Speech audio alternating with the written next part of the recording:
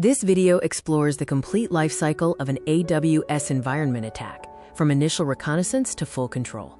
We will demonstrate how individual vulnerabilities and configuration errors combine to create a destructive effect.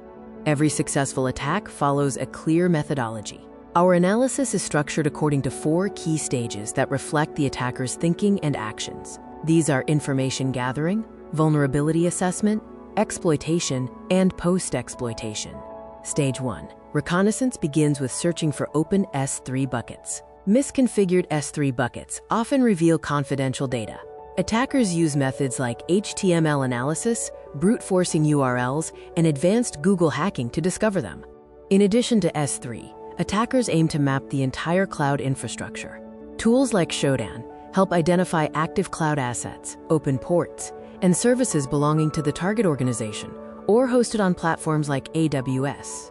Stage 2. Scanning involves automated vulnerability searching.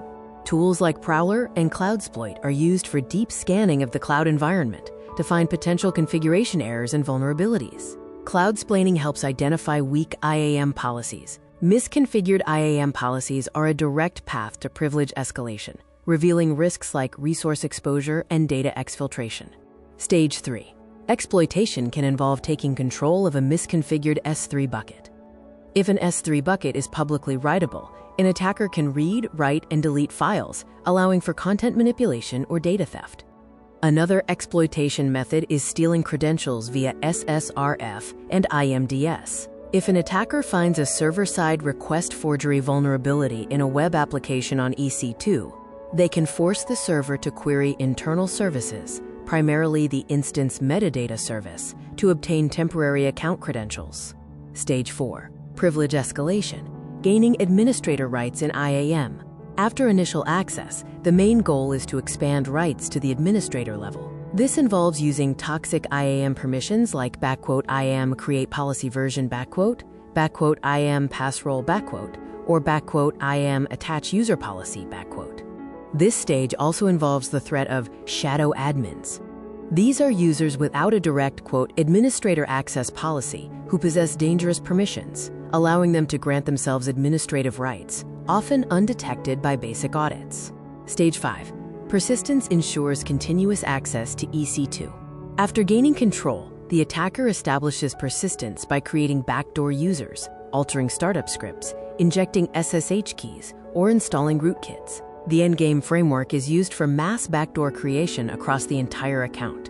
With administrator rights, it quickly creates backdoors, making resources public or granting access to another attacker-controlled AWS account. Stage 6. Covering tracks involves manipulating AWS CloudTrail. CloudTrail records all API calls and is a primary source for incident investigation. To avoid detection, attackers attempt to disable or destroy the logs, resulting in a loss of visibility for the security team.